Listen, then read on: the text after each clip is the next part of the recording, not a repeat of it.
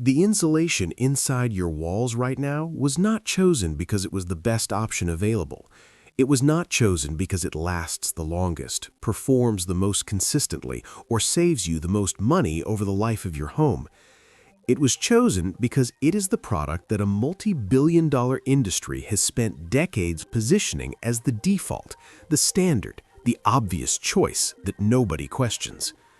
And like most things that nobody questions, it turns out there are some very good reasons why certain people would prefer you kept not questioning it. What I'm about to tell you involves a material that has been used for over a century, validated by federal laboratory testing, documented to outperform the industry standard in multiple critical categories, and is available at a cost so low that the economics are almost embarrassing when you put them side by side. It also involves a house built in 1903 that is still standing today, with its original insulation fully intact, still performing exactly as it was designed to perform. The insulation industry would very much prefer you didn't hear about that house. What's actually inside your walls? Walk through any neighborhood built in the last 50 years, and the insulation inside virtually every wall is the same. Fiberglass bats. The pink or yellow fluffy material that comes in rolls gets stapled between studs and is covered over with drywall before you ever get a chance to think too carefully about it. Fiberglass insulation was developed in the 1930s and became the dominant residential insulation material in North America and much of Europe by the mid-20th century. The industry that produces it generates tens of billions of dollars in annual revenue. Its major manufacturers are among the largest building materials companies in the world. Their products are specified in building codes, recommended by contractors, and installed in millions of homes every year without any meaningful consideration of alternatives. Here's what the industry's own data acknowledges, buried in technical specifications that almost no homeowner ever reads. Fiberglass insulation compresses over time. The entire insulating mechanism of fiberglass depends on air pockets, tiny trapped spaces between the glass fibers that resist heat transfer. The R value, the measure of thermal resistance that fiberglass manufacturers advertise, is achieved when the material is at its full uncompressed thickness, with all those air pockets intact. But fiberglass compresses. Under the weight of the material above it in wall cavities and attics, under the settling of the structure over years of vibration and thermal cycling, the glass fibers gradually compact. The air pockets that provide the insulating value reduce in number and size. The R value drops, not dramatically in the first few years, but measurably and progressively over time. The nominal lifespan of fiberglass insulation is frequently cited as 25 to 30 years. What that figure obscures is that the performance degradation begins well before the material technically fails. A wall that was insulated to R13 at construction may be performing at R10 or lower a decade later, without any visible sign that anything has changed. The drywall still looks the same. The insulation is still technically present, but your heating and cooling system is working harder than it should be, and your energy bills are higher than they need to be. And when the insulation has degraded enough that you decide to address it, what does the industry recommend? New fiberglass insulation. The same product, the same gradual compression cycle begins again, the same predictable degradation, the same eventual need for replacement. It is, from the perspective of a manufacturer, a beautifully designed business model, a product with built-in performance decline sold to a customer base that has no visibility into the decline until they're already paying for it in higher energy bills, and who will turn back to the same industry for the solution when they finally notice. Now, let me take you to a place and time that the insulation industry would prefer to keep out of the conversation. The Nebraska sandhills in the late 19th century presented settlers with a building problem that had no obvious solution. The vast treeless plains offered none of the timber that was the default building material in every other part of the country. Stone was scarce. Manufactured materials were expensive to transport over long distances on the frontier.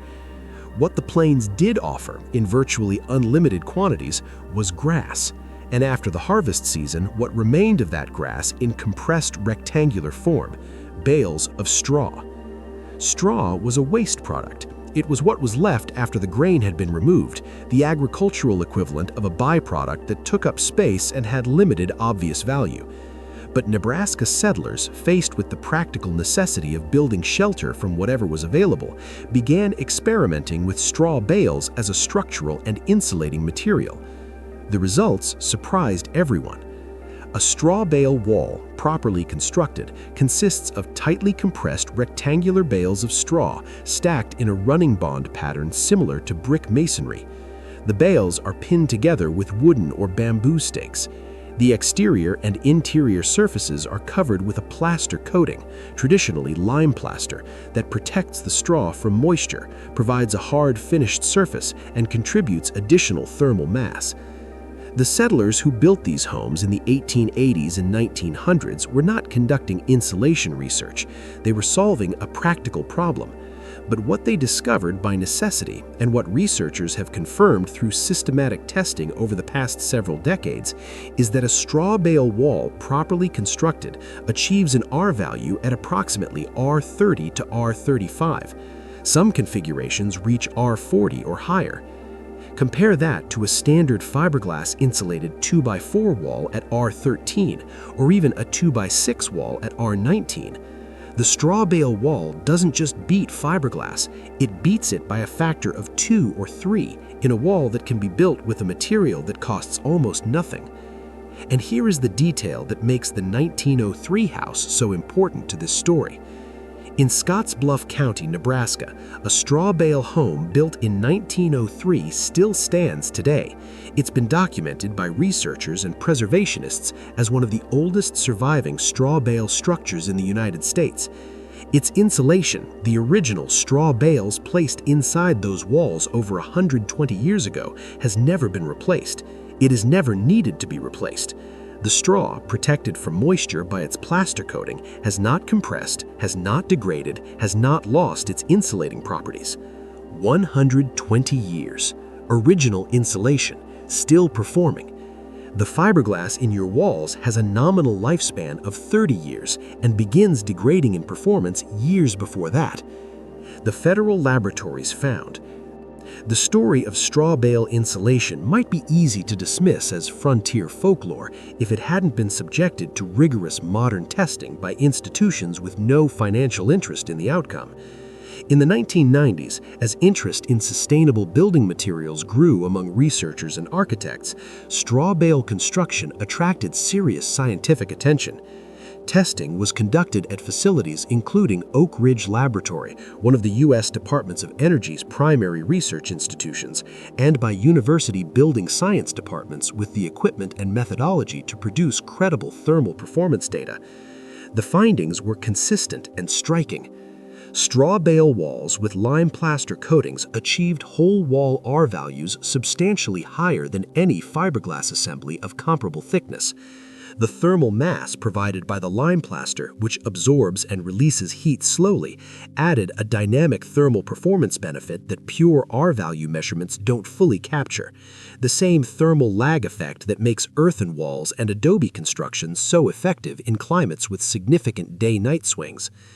But the finding that most surprised researchers who hadn't worked with the material before came from fire testing. Conventional wisdom might suggest that a wall made of straw would be a fire hazard. Loose straw burns readily, but compressed straw bales are a fundamentally different material. The compression eliminates the oxygen pockets that combustion requires. A tightly compressed straw bale, when exposed to flame, chars on its surface but does not sustain combustion. The lime plaster coating adds another layer of fire resistance. When straw bale wall assemblies were subjected to standardized fire testing, they outperformed conventional wood frame walls by a significant margin. Where a standard wood frame wall assembly might achieve a 1-hour fire rating, a lime-plastered straw bale wall assembly achieved 2 hours or more. The material that sounds flammable is, in its compressed and plastered form, substantially more fire-resistant than the construction method used in the vast majority of homes built today. more fire-resistant, better insulating, longer lasting, and made from an agricultural waste product that costs almost nothing compared to manufactured fiberglass. The federal laboratories confirmed what the Nebraska settlers had discovered by accident. This material works, and it works better than what the industry has been selling to everyone else. The economics that change everything. Let's put actual numbers on this, because the financial case for straw bale insulation is where the conversation becomes impossible to ignore. A bale of straw suitable for construction costs between $3 and $8 depending on region and availability. A single bale, roughly 18 inches wide by 14 inches tall by 36 inches long, provides the equivalent of an insulation panel that has an R value that no fiberglass product at any price point matches. To insulate a standard bedroom wall, 10 feet by 12 feet with fiberglass batts to R19. To insulate a standard bedroom wall, 10 feet by 12 feet, with fiberglass batts to R19, you'd spend approximately $50 to $80 in materials, not counting the framing required to hold the insulation. The same wall insulated with straw bales to R30 or higher costs $30 to $60 in straw, with no additional framing required because the bales are structural. At the whole house scale, straw bale construction consistently comes in at lower material costs than conventional framed construction with fiberglass insulation, while delivering insulation performance 2 to 3 times higher. The labor profile is different. Stacking bales and applying plaster requires different skills than framing and insulating, but is accessible to owner-builders and community building projects in a way that specialized fiberglass insulation is not. The energy savings compound over time in a way that the initial cost comparison doesn't fully capture. A home insulated to R30 or R40 in its walls requires dramatically less heating and cooling energy than a home insulated to R13 or R19. In a cold climate, this translates to hundreds of dollars per year in reduced heating costs. Over the life of a mortgage, it represents thousands of dollars in cumulative savings. And unlike fiberglass, which begins degrading from day one and may need replacement within a generation, straw bale insulation in a properly protected wall has demonstrated longevity measured in centuries. The 1903 Nebraska house is not an anomaly.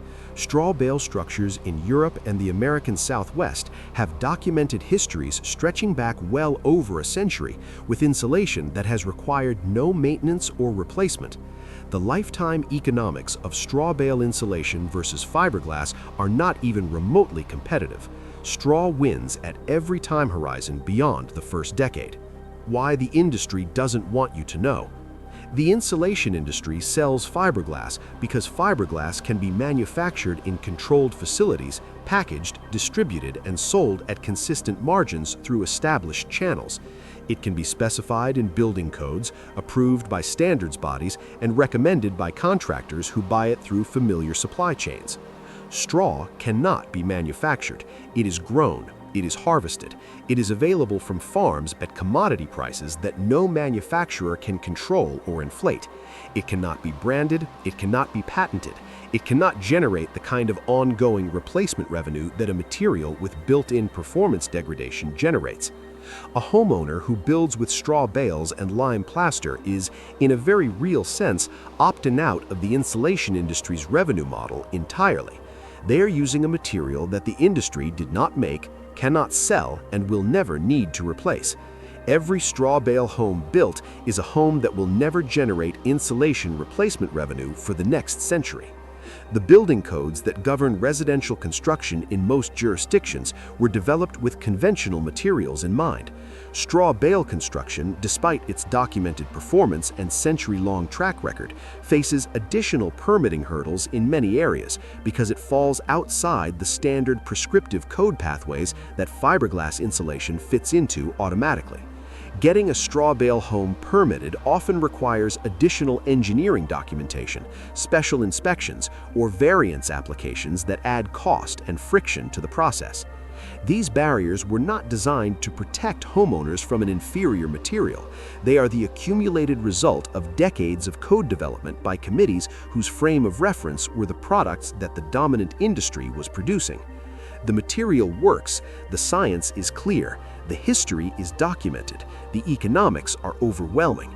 And yet, most homeowners have never seriously considered it as an option because the system that shapes their choices was built by the people who profit from those choices going a different direction. The truth that was always there. The settlers of the Nebraska sandhills were not trying to revolutionize the construction industry. They were trying to stay warm. They used what they had, and what they had turned out to be better than what the industry would spend the next century selling to everyone else. The federal laboratories didn't set out to embarrass the fiberglass manufacturers. They set out to measure performance, and the measurements told a story that the industry has had no good answer to for decades. The 1903 house is still standing, not because of any special technology or expensive innovation. It's standing because someone compressed agricultural waste into rectangular blocks, stacked those blocks into walls, covered them with lime, and built a home that the material logic of the construction industry has spent over a century trying to make you forget about. Your insulation is compressing right now. Its R value is lower today than it was when your home was built. In 10 years, it will be lower still, and when it needs to be replaced, the industry will be ready with the same product in a new package at a higher price. The alternative has been growing in fields and sitting in bales at the edges of farms for as long as there have been farms. It costs almost nothing. It outperforms everything they've been selling you. It lasts longer than the houses it insulates. They built the first one in Nebraska in the 1880s because they had no choice. You have a choice. Now you know what it is.